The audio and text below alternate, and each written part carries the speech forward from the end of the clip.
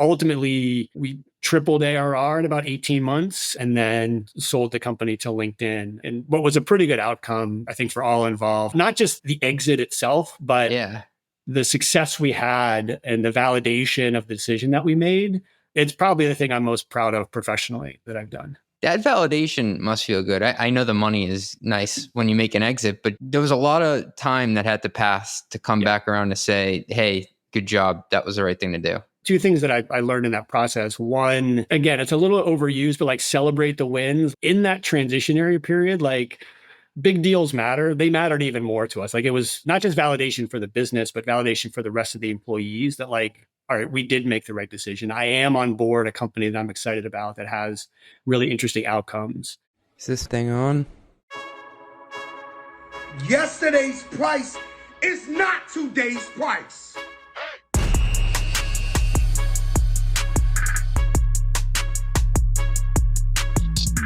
Yes, indeed, Fat Joe. Yes, indeed. Welcome to Run the Numbers, where I interview world-class CFOs, operators, and the investors who fund them on how to get the most out of your company's performance. This podcast is a playbook of sorts for ambitious people in the world of finance, strategy, and operations. Today, my guest is Matt Gallatin, CFO of Stack Overflow, the largest online community for developers and one of the most popular websites in the world. Among his many other CFO roles, Matt also served at the financial helm of Drawbridge, which was acquired by LinkedIn.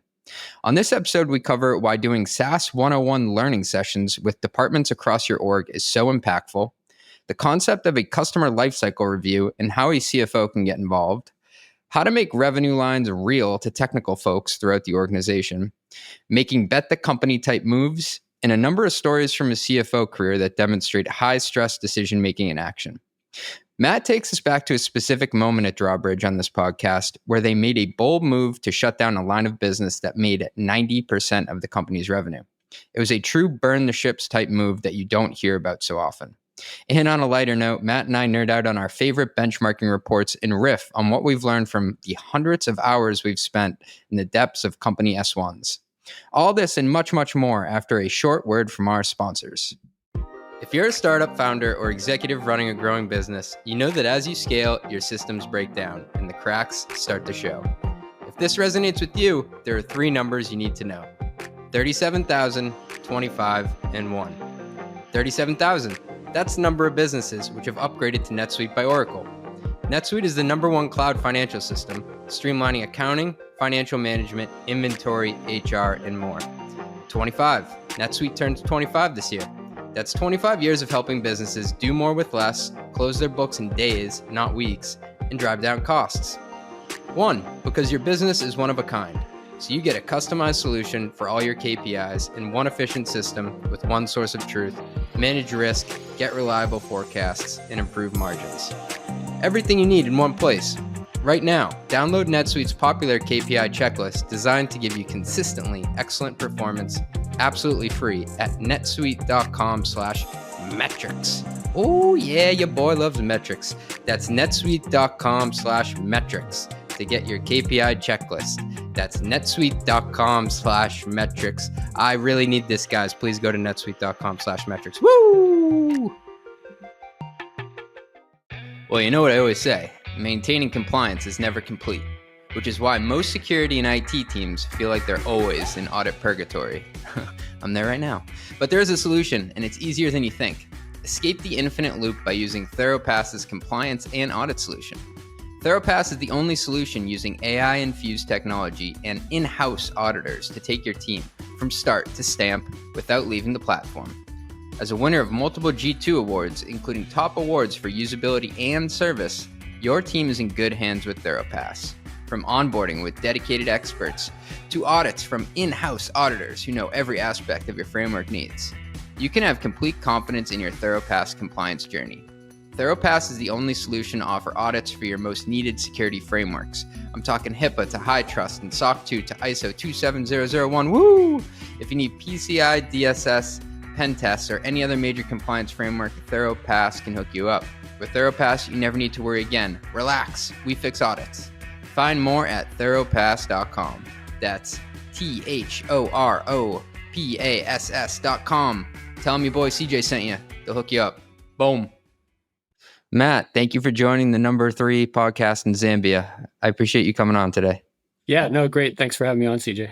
So I wanted to start out with a concept that me and you have bounced around a bit offline, and that's tying together the SaaS model for the whole company. And it's one of those things that I go through every day, just trying to explain to people how we make money and why we're parking certain resources in certain areas.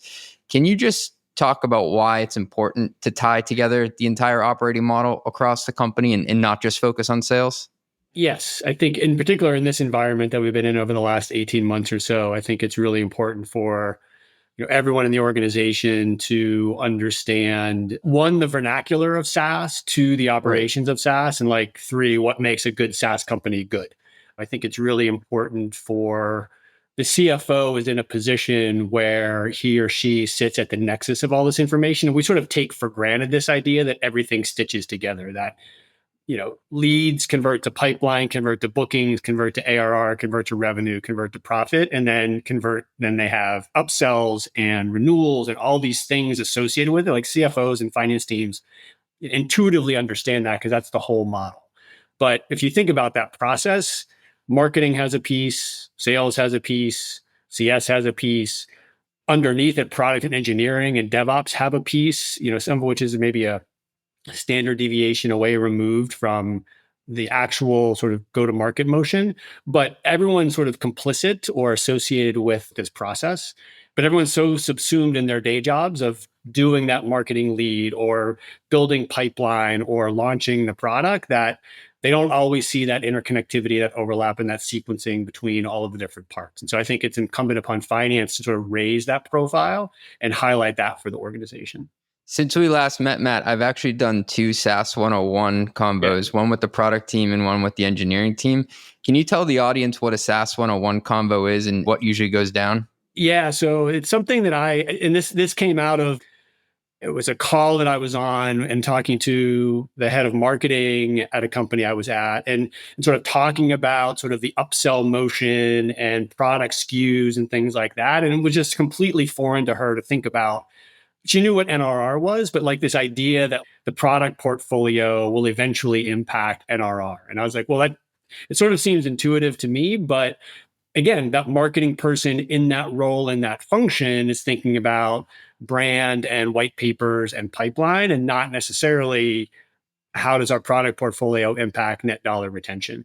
And that was a fairly senior person at the company. I was like, well, if she doesn't understand it, then there are probably a lot of other people that don't understand it. And so I literally did a SaaS, what I called SaaS 101 training session where I started with the vernacular of SaaS, the acronyms of SaaS. What does ARR mean? What is ACV? What is TCV? What are the differences? ARR, NRR, because we bandy about these terms like everyone understands it.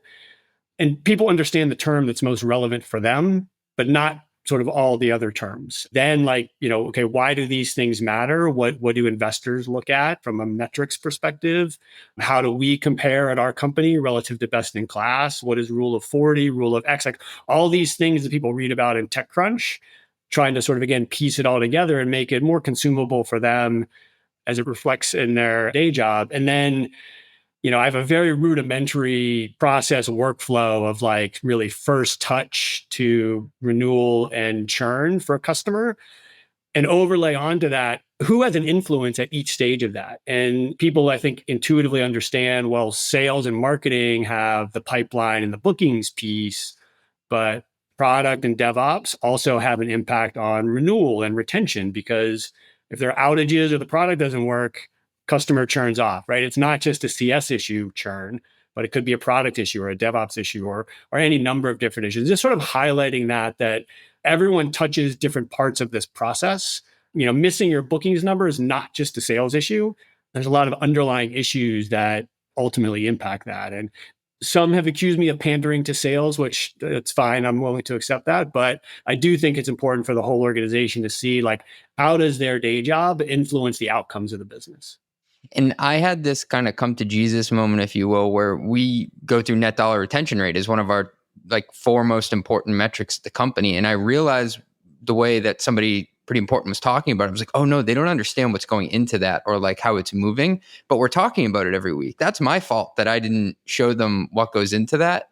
And it was a big like, whoa, I got to take a step back here.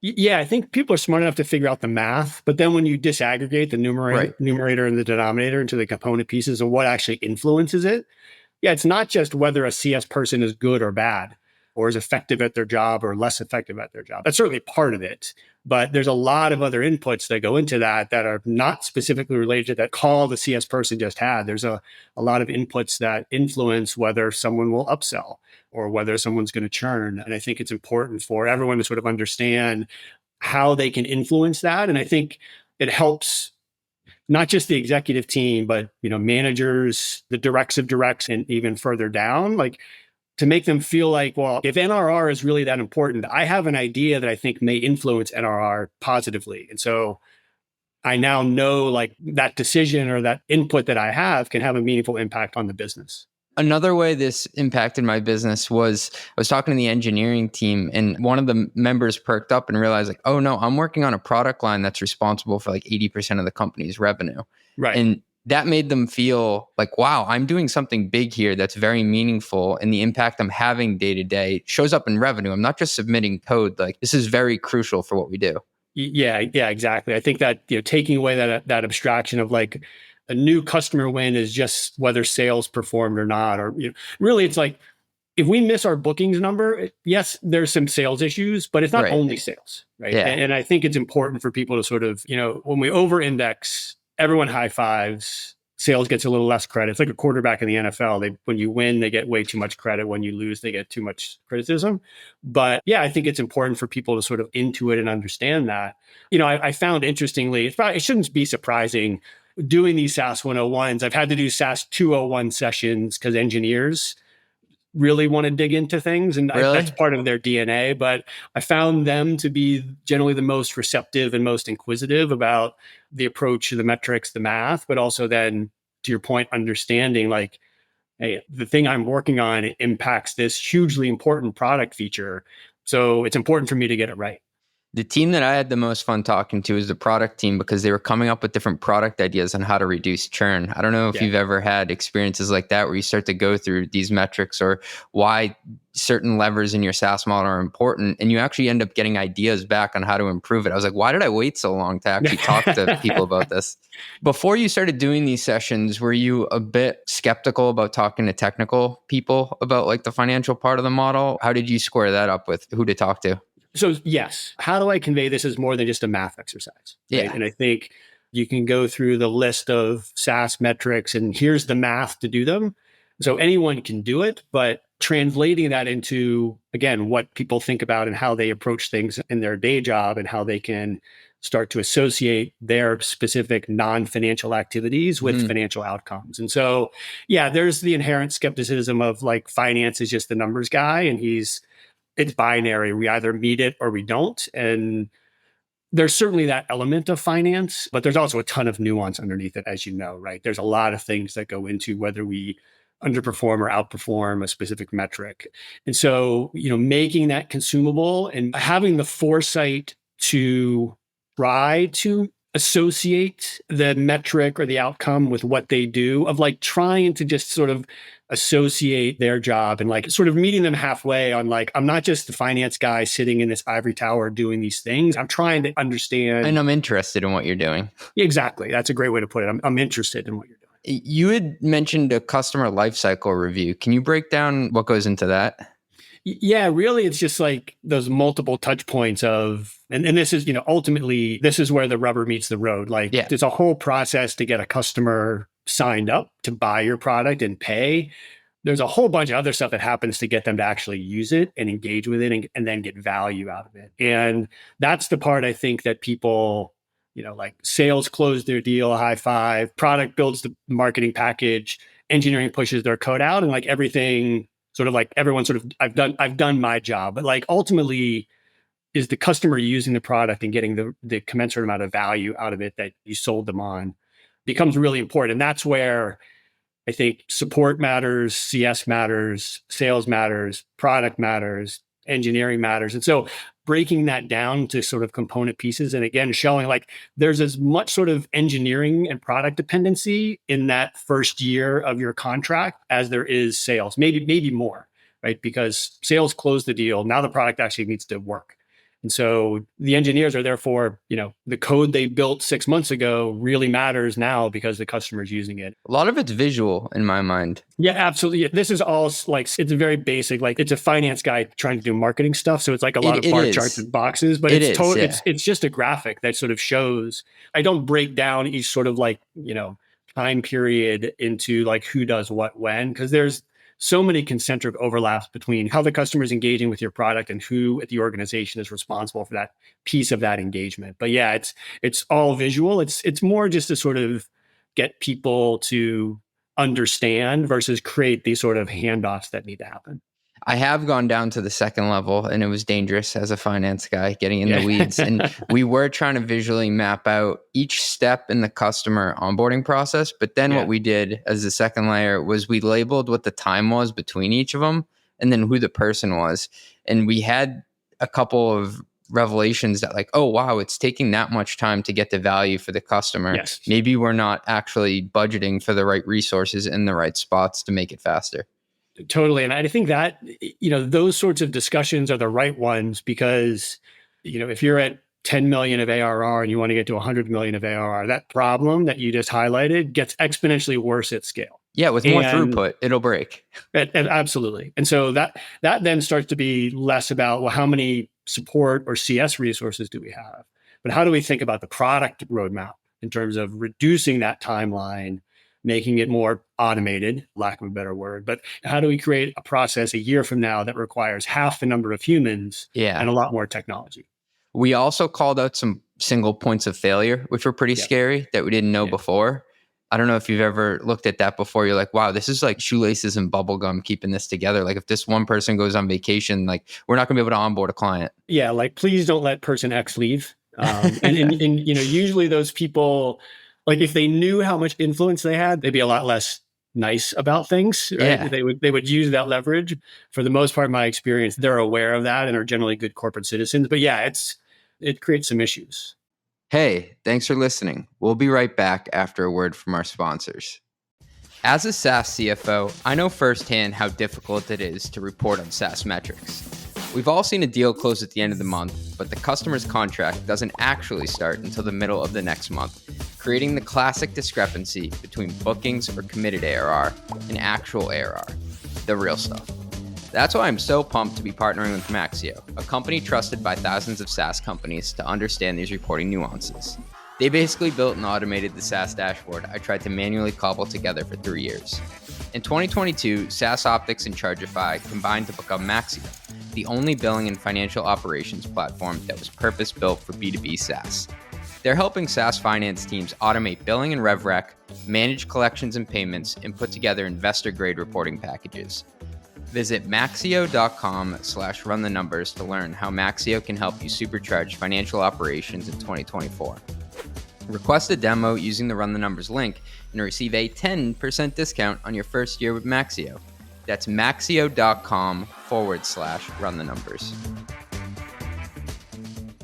The next thing I wanted to talk about, Matt, is you worked at a company called Drawbridge where you're the CFO, and you made a very bold move to shut down a line of business that made up around 90% of the company's revenue. I had to read it 3 times when you sent it to me. Yeah. Can you take us through that decision? Yeah, I'll provide some context on the business first. I think it'll set the foundation. So you think about companies like Google, Facebook, Amazon, you're always logged in to their services across multiple devices. So, they know when you're engaging with their content on your mobile phone, on your iPad, on your work computer, your home computer, your connected TV. And then they know that the person who's living with you on all these other devices is engaging with their content and using their services. And they know those are separate people, separate devices, even though they might be very close to each other. So they have first-party deterministic data. That's the value exchange we've given to them. You give us the service for free, we'll give you this first-party data. Vast majority of other companies don't have that deterministic data, nor the scale that they have. And so what Drawbridge was able to do was essentially build probabilistic profiles. So we would take all this data and using some algorithms and machine learning, build these anonymized user profiles. So we would be able to say, person ABC has this device, that device, this connected TV, and then another person sitting next to them in the same Wi-Fi address, IP address, has this device, the other iPad. We think these devices belong to these people, and we think these people are different. And we were able to do that with like 90+% accuracy. So when we would compare it, so highly accurate, but it was all anonymous. And so eventually over time, we built this graph that we called it 300 million users globally and 2 billion devices. So we were able to associate a pretty large chunk of people, again, who we thought these individuals were and which devices they were using. And so the initial monetization strategy was using that to provide a ad tech offering, a managed service offering, where we would work with agencies and brands to run their advertising campaigns. One of the great things about the ad tech ecosystem, really low barriers to entry. So you can get dollars in revenue coming in pretty quickly. It's also one of the bad things about it, because like anyone can disintermediate you all the time and the dollars can go away. And so we were able to build the business to a pretty decent size scale. And alongside that, we started to get customers coming to us and saying, hey, I don't necessarily want to run an ad campaign, but I'm really interested in that data that you have about who you think my users might be. So can I just get a piece of the data? And so we would say, sure, we'd sort of slice off a piece of data and license that to them. And so over about a year period, we built that to about a 10 million ARR business. And so the ad business, Google, Facebook, Amazon sort of sucks all the oxygen out of the room. It was getting harder and harder to scale and grow. Like our average deal sizes were declining. All the efficiency metrics were declining. So even to grow revenue a little bit, we were going to have to throw a lot more resources at it. And ad tech multiples aren't great. It's an undifferentiated product. The ad piece of it, the real asset of the business was this, software that we had built and this graph that we had built. And so, we spent a year sort of analyzing the business, understanding the business, putting that in context for the board, our existing investors, and the leadership team, and said, like, we think this ad business is not strategic at all, that the real asset of the company is this graph that we've built and this data as a service model that we've proven out. And so whether revenue is good or bad, getting rid of 90% of your revenue is hard. And so we essentially shut down the ad business. We sold a little piece of it to a third party, sort of a very small sort of asset sale. Unfortunately, got rid of about a third of our organization that was associated with that business. The word pivot's an overused word, but really refocus the business on this data as a service model that we were building. And so while we had some proof points about it, it was sort of a BD's founder-led negotiated sale. Like, could we actually build a robust go-to-market, repeatable go-to-market motion? Can we build a product portfolio that evolves this over time? Can we scale and grow this business and invest behind it to get to sort of a meaningful outcome from a revenue perspective? So yeah, it was a pretty big burn the boat kind of moment. We had nothing of the legacy business left and really focused on this new, what we hope to be value driver for the business, and made that decision sort of mid part of my tenure at the company. So about 18 months into my tenure there. When you hear about these moves, the initial gut reaction is to say, wow, like there must have been this one point in time where you had to just make a decision. But it sounds like you analyzed it for a while, almost a year. So it wasn't like it was just a gut punch where you had to just shift quickly. Or was it? Correct me if I'm wrong. The magnitude of the change, it wasn't just sort of like, we'll get rid of one product line and focus on this other product line. Yeah. It was a completely different sort of product, go-to-market motion, organizational structure. And obviously, like, the board really pushed us on it, right? Is this the right decision? As did the other investors. We would have done it anyhow, but we certainly felt a compulsion to make sure we did as rigorous an analysis as we could. Intuitively, I think we all felt it was the right decision to make. Yeah. Just due to sort of macro factors, the reality of the business, but putting the math together and really analyzing why you make the decision, we spent a lot of time debating that and went through some pretty rigorous analysis around it. It's a brave move because a lot of companies wait too long to cannibalize themselves. Yeah, in hindsight, we probably waited a little too long. I think everyone waits a little too long. Like everyone. But I've also been at companies where we never make the decision. And ultimately, credit to our CEO and the board and the rest of the leadership team to make that decision. And then, execute afterwards, right? Yeah, that's only half of it. You still have to go build the business. Yeah, it's like, crap, now we really did catch the tiger by the tail here. And now what do we do? And so we had to really change our go to market motion, product portfolio. The core engineering, like the core asset was largely the same, this graph we had built. But now sort of the product layer that we were using to monetize that asset needed to be changed. We had built this sort of, again, like, curated, bespoke, manual process to sort of get data to third parties. But how do we build like a self-service product? How do we get it integrated into other third parties and partners on a more automated sort of API basis? How do we build a go-to-market motion that is a SaaS business model with how do we build comp plans, right? How do we do all of these things of becoming a SaaS business sort of midway through the life cycle of the company? And then needless to say, like capital constraints are different, like banking requirement, like we had a line of credit with a bank and that was sort of like making that pivot and that shift they weren't super comfortable with. So like we were walking the razor's edge there on sort of that relationship and that negotiation. So there was a lot that had to happen just to set the foundation in place for the new business, let alone sort of scale it and monetize it and grow it. And then ultimately we tripled ARR in about 18 months and then sold the company to LinkedIn. And what was a pretty good outcome, I think, for all involved, not just the exit itself, but the success we had and the validation of the decision that we made. It's probably the thing I'm most proud of professionally that I've done. That validation must feel good. I know the money is nice when you make an exit, but just you made a decision that had a very long, there was a lot of time that had to pass to come back around to say, hey, good job. That was the right thing to do. Two things that I learned in that process. One, again, it's a little overused, but like celebrate the wins. In that transitionary period, like big deals matter. They mattered even more to us. Like it was not just validation for the business, but validation for the rest of the employees that like, all right, we did make the right decision. I am on board a company that I'm excited about that has really interesting outcomes. And then secondly, like you can't repeat enough why you made the decision. You can't over communicate and you can't do it frequently enough to remind people this is why we made the decision. Like when things got a little bumpy, there was like some nostalgia for the old business. And we're like, look, the old business wasn't all that great. It was what you knew and what you're probably comfortable with, but it wasn't all that great of a business. Like, let's not forget that piece. And so that was the message in that situation. But the overall theme and learning is like, repeat that message over and over, whatever it might be, in whatever state the business is in, and just remind people like why you're here, why what you're working on is important. You can't repeat it and reinforce it enough. One of the messages I feel like I'm always repeating is that not all revenue is created equal. Yes. What was that conversation like?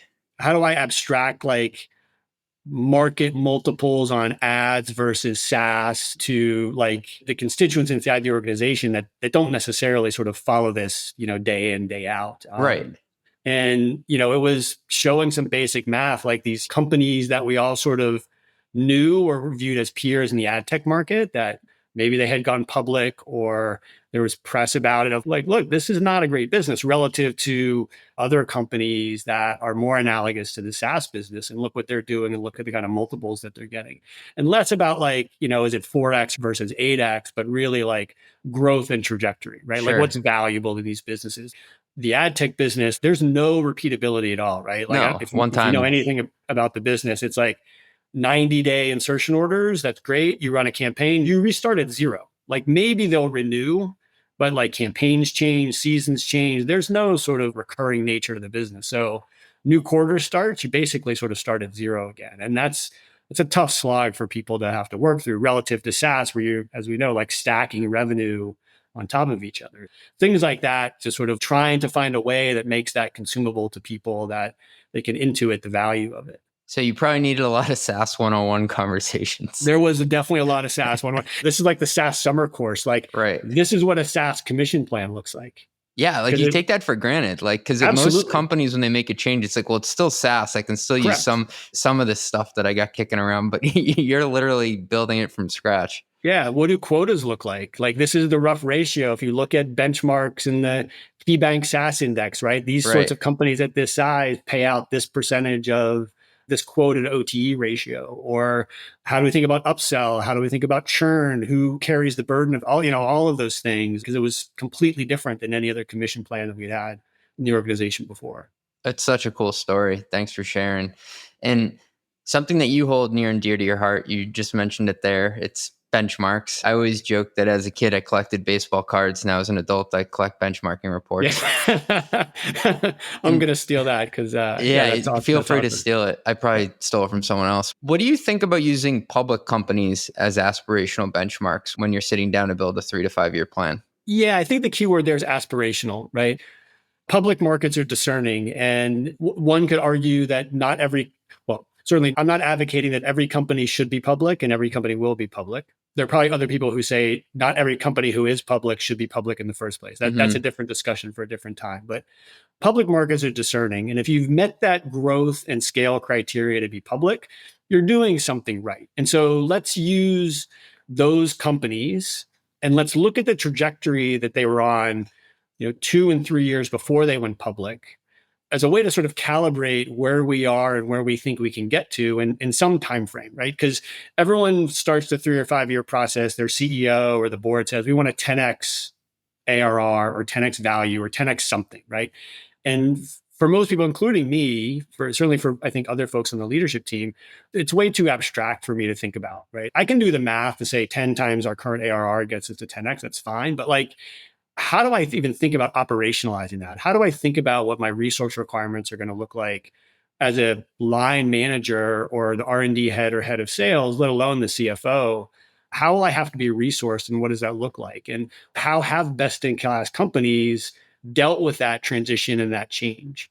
So the comps are useful. And then it becomes, we're in the cybersecurity space, so we should only look at cybersecurity companies. It's like, that's a great place to start. But if you overlay then sort of go to market motion, right, customer segment, right? You can then start to figure out who are my real comps that I want to look at. Again, less from a size and scale perspective, but what can I take from their playbook and their trajectory and apply that to my current business to say, okay, this is what I think needs to happen in the next 3 years for me to get onto this trajectory that by all accounts is definition of success, right? Right. My friends over at Virtual Research, they built this cool benchmarking tool. I call it the Wayback Machine. So you can go back and check what the stub years were for a company before they IPO'd, and then you can compare them all, mash them all to T equals 0. Yeah. And so sometimes I'm a dork. On weekends, I'll be playing around. I'll be like, what did Datadog look like versus CrowdStrike at minus 1 year before? And that type of stuff is always really neat to me to try to size up, well, what does good look like in the run up to an IPO? Exactly. That's exactly the approach that I'm taking. Every company I've been at, we have a model that's IPO -3, -2, -1. And, it's not where they were when they went public. It's the trajectory of how they got there. And how does that trajectory compare relative to where we are as an organization today? What companies have you nerded out and gone super deep on their S1? Datadog is one. I think they provided a bit more data and insight. So I'll give an example. One of the things that I've used at a couple of different companies, Datadog had a statement in their S1. They had 35% of the Fortune 100 were customers, but only 20% of those had ARR more than 100K, which to me says they're getting entry into large global institutions, and they're starting with a pretty low ASP. And then one could argue they're then marching them up from a value perspective, right? So they have a land and expand motion. Now, at other companies I've been at, we could say, well, we have 35% of the Fortune 100, but our starting point is 750K. Okay, so we have the same percentage, but okay, what's our trajectory to get more value out of them? How do we upsell them? And if we're banking on just upselling them more of the same, platform or high ASP, there's only so many of those we're going to be able to sell. And so if Datadog's a comp or we aspire to be more like a Datadog, what does that mean from a product portfolio perspective that we need to think about changing or transitioning to so that we can then still have entree to these global 1,000 or Fortune 100 customers, but get more value out of them systematically over time? So how do we think about product portfolio, SKUs, upsell motion? What does all that look like? Because if we fast forward 5 years and think we're just going to be able to keep selling 750K ASP deals to all these companies, we're sort of kidding ourselves because there's only so many of those you're going to be able to get. And so then how do you efficiently grow ARR and revenue when you have a large installed base of existing customers. I love how you're mixing and matching different components of different business models to make it relatable, because I do feel like a lot of companies will either go with the sledgehammer approach and just take a generalized benchmark and not cut it down, or they'll be like, we're a cybersecurity company in North America, and that's the only thing I can look at. And you should really broaden it to say, like, what's your go-to-market motion? Yes. How many employees do you have? How many products are you selling? What industry or sector is this? What part of the world is it? Who's the end consumer? What segment is this? Like, you got to actually think a bit broader and then make a comp set that's relative to you. Exactly right. I think it's super important to spend some time, to your point, not just looking at cybersecurity or developer tools or whatever it might be and saying those are our comps, but rather, if you're an SMB, even though I'm selling to developers, Bill.com is probably a better comp for me because they're a SMB self-service sort of go-to-market motion type company. So maybe my product needs to look a little bit more like that. My go-to-market needs to look a little bit more like that than a large enterprise-centric, partner-dependent type of company that's completely different.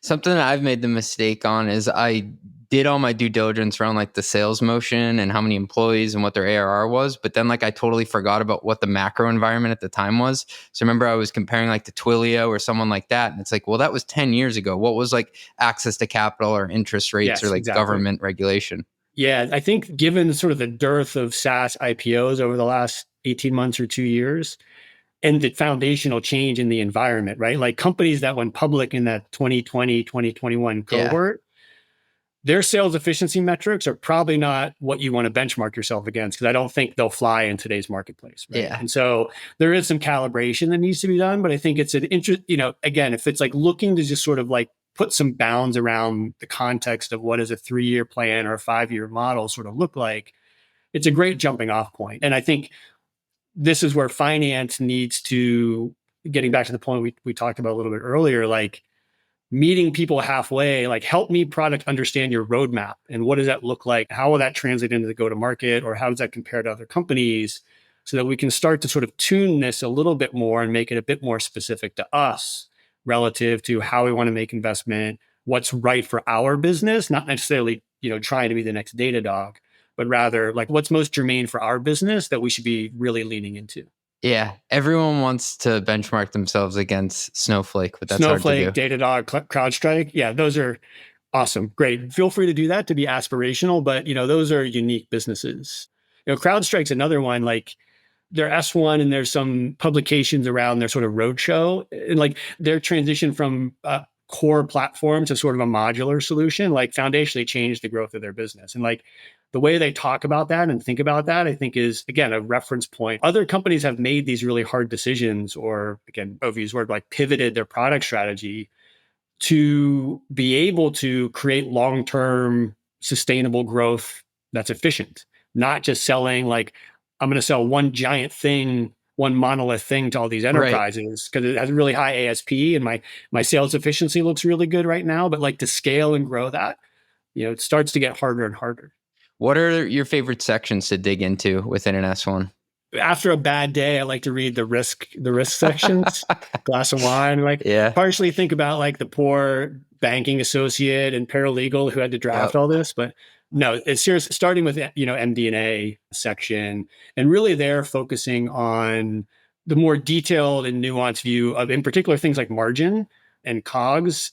How did a business go from 70% margins in 1 year to 80% when they're public? Like what changed in their business? How did they get more efficient? Certainly there's revenue scale that changes some of that dynamic, but there's something underneath that got them to be much more efficient.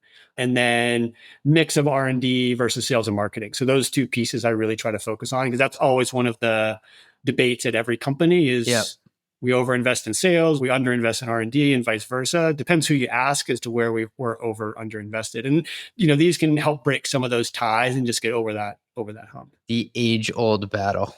Yeah.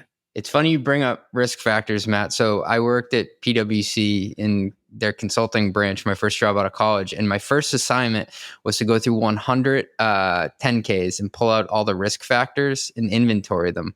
And so like at first I was like, this is literally the worst project I could have ever inherited. Yes. But then once I started to go through it, I noticed that like, yes, 70% of it is like total CYA, cover your ass. and filler, but there was like this 30% in there that was like truly what was keeping somebody up at night. Yes. And it was very fascinating, the things that a CFO and CEO chose to say that were different than others. And I was like, oh, okay, well, that has to do with their core strategy. Yeah, I think there's, I joked about that, but I do think, to your point, there's certainly interesting bits and pieces to that. I think there's also an interesting, it's somewhat comforting to think that like, oh, their risk is our risk as well at this point in time, or this is a risk we may need to anticipate if we keep going down this path. And so I think it does help to sort of further shine a light on like, maybe we're not so bad at certain things and we just sort of need to, and it's useful to focus on those things and sort of eliminate some of that risk, less from a S1 disclosure perspective, but more a foundational business issue. Like, can we learn something from what they've had to go through or what they're going through right now? Yeah. And I think as a CFO too, it's our job to figure out what level of risk and which specific risks are we comfortable with underwriting. Because if you don't underwrite any risk, then you're not really going to have a company. Like, you're not going to be innovative. But it's, what am I cool with saying like, yes, we're signing up to potentially be exposed to that? Yeah, totally. There are a lot of benchmark reports out there. Can you hit us with a couple of your favorites? Which ones do you download each year? I think Bessemer's good, better, best frameworks are always really good. One of the companies I worked at was in the Scale Ventures portfolio, and they were sort of early on one of the, I shouldn't say the first, because I'm sure there are others, but sort of more leaned into the finance metrics. So they had folks who would help put together sort of internal benchmarks and calibrate your various sort of SaaS metrics relative to their portfolio. And they built out this Scale Virtual Studio, I think it's called, where basically you can put in your metrics and you can benchmark them to the Scale portfolio companies, sort of see where you are. So a lot of great resources there. And then Iconic's done a bunch of work, and they've put together research materials for like vertical SaaS or product-led growth SaaS. And so it gets a little bit more, again, sort of narrowing the scope of the comps to what might be more relevant to your company at your particular size and stage. And I think that's where the VC reports super helpful for like 1 year, 2 year planning, because that's your reality today. Yeah. And then public market comps, S1 comps for your, year 3, year 5 planning is a good way to sort of think about that barbell strategy.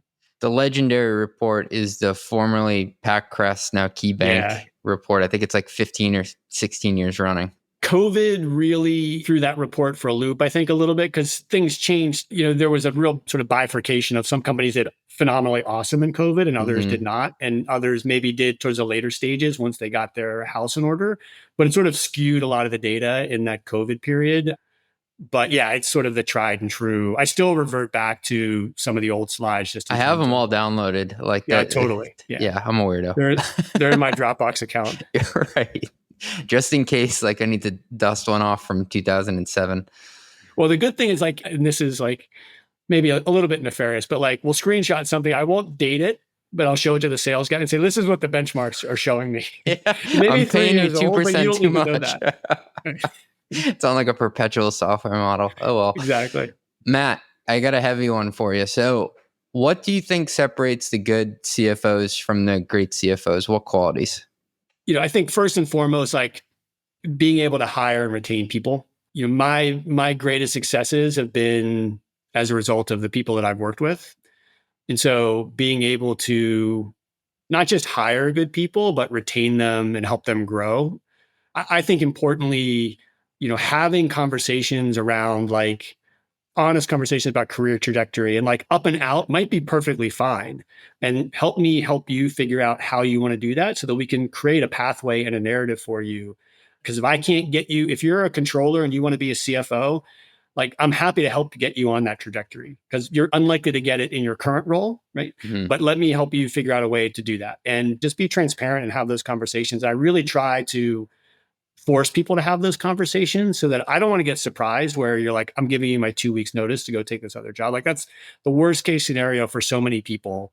And so how do I sort of build, or how do I hire, retain, grow, and develop talent? I think those are great CFOs who, just like there's like coaching trees in the NFL, there's, CFO trees, and right. How can I help people do that?